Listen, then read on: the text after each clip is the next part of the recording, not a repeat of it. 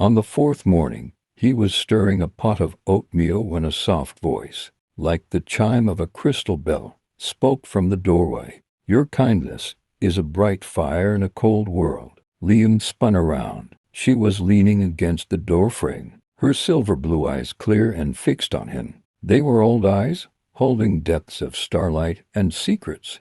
In that moment, any last shred of disbelief vanished. He was simply captivated. I'm Liam, he said, his voice barely a whisper. I am Moralu, she replied, the name a melody on her lips. Though you may call me Lavra. Her recovery became their shared world. As her strength returned, she began to explore his small cabin and the garden behind it. Liam learned that she was a guardian of these woods, and she had been injured in a skirmish with a corrupted, greedy spirit that sought to poison the land. He in turn showed her his world, the simple joy of freshly baked bread, the magic of ink on a page, the comfort of a crackling fire on a rainy evening. He fell in love not with her otherworldly beauty, but with the quiet wisdom in her eyes, the way she could name every plant and creature in the forest, the sound of her laughter when he attempted to clumsily mimic the elegant cadence of her language. She fell in love with his gentle strength,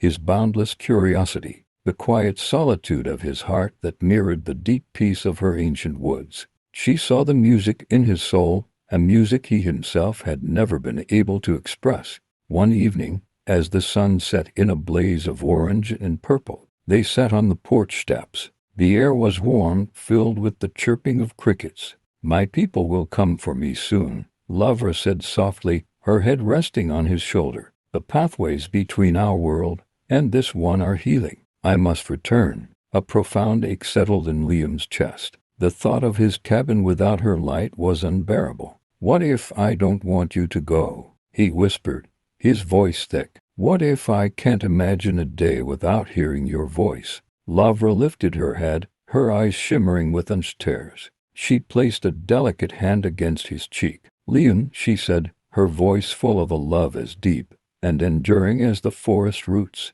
You found me when I was broken. You offered me shelter without question, and your heart without condition. Do you think a love like that is bound by worlds? She leaned forward, and her lips met his. It was not a kiss of human passion, but of starlight and promises, of deep-rooted things, and a future written in the rings of ancient trees. When you found me in the forest, she murmured against his lips, you did not just find an injured girl. You found the other half of your soul, and I found a home not in a place, but in a person. Our story does not end here, my love. This is where it begins. And as the first stars pricked the darkening sky, Liam knew it was true. He had gone into the forest seeking solitude, and had found, curled amongst the roots, the beginning of everything.